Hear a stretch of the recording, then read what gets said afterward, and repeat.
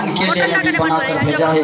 अल्लाह अकबर, कसम खुदा की मुसलमानों। और आज तो कुछ लोग ऐसे हैं जो नबी को अपनी तरह कहते हैं कि नबी हमारी तरह बशर है। अगर आप उनसे सवाल करेंगे तो वो क्या दलील पेश करेंगे मालूम है? वो कहते हैं कि नबी पेबंद लगा लेते थे, यानी फटे हुए कपड़े को सीना उसको पेबंद लगाना कहते हैं। वो नबी पेबंद लगाते थे, हम भी पेबंद लगा लेते थे, तो नबी हमारी तरह हुए।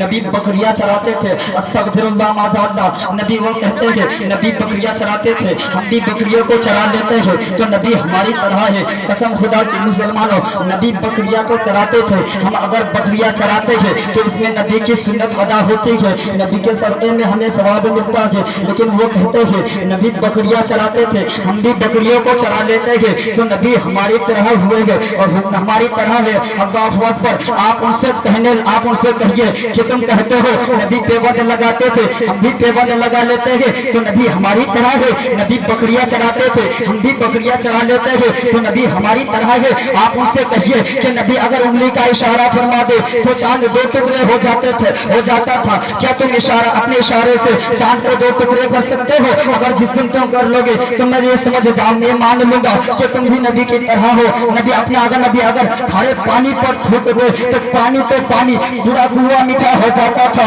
अल्लाहु अकबर। पूरा कुआं मीठा हो जाता था। तुम अगर मीठे पानी पर थूक दो तो पूरा कुआं पानी मीठा, तो क्या तुम्हारा बच्चा पीने को तैयार ना हो? और तुम कहते हो नबी हमारी तरह है। अगर नबी तुम कहते हो नबी हमारी तरह है, अल्लाहु अकबर। मेरे आकाए करीम सल्लल्लाहु तआला अलैहि वसल्लम के प्यारे दीवानों, आप उनसे फरमाइए कि अगर नबी इशारा फरमा दे तो पूरी कायनात उनके कदमों के अंदर झुक जाता है। तुम अगर इशारा फरमाए तो तुम्हारा खानदान तुम्हारे पीछे चलने को तैयार ना हो। और तुम कहते हो नबी हमारी तरह है, तुम कहते हो नबी हमारी तरह बशर है। ऐ इंसान, ऐ गुस्ताखे रसूल, ऐ मेरे नबी को अपनी तरह समझने वाला, तू जब पैदा हुआ था तो तेरी माँ को इतनी तकलीफ हुई थी, इतनी तकलीफों का सामना करना पड़ा था। अल्लाहु अकबर। क्या ऐसी तकलीफों में कई माँ अपनी रूह परवाज कर देती है, कई माओं के जिस्म से उसकी रूह परवाज हो जाती है। अल्लाहु अकबर। लेकिन जब नबी पैदा होते हैं तो हजरत आमिना फरमाते हैं कि जब मेरा बेटा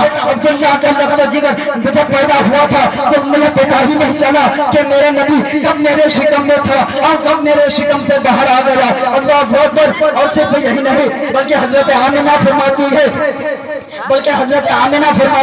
कसम खुदा की मुसलमानों, मेरे आकाए करीम सरवर आलम सल्लल्लाहु तआला अलैहि वसल्लम के प्यारे दीवानों, हजरत आमिना रज़ियल्लाहु तआला अन्हा इरशाद फरमाती है कि जब मेरे नबी पैदा हुए थे तो मुझे इस कदर लग रहा था कि मेरे घर से लेकर आसमान तक, पहले आसमान तक नहीं, दूसरे आसमान तक नहीं, बल्कि सातवें आसमान तक,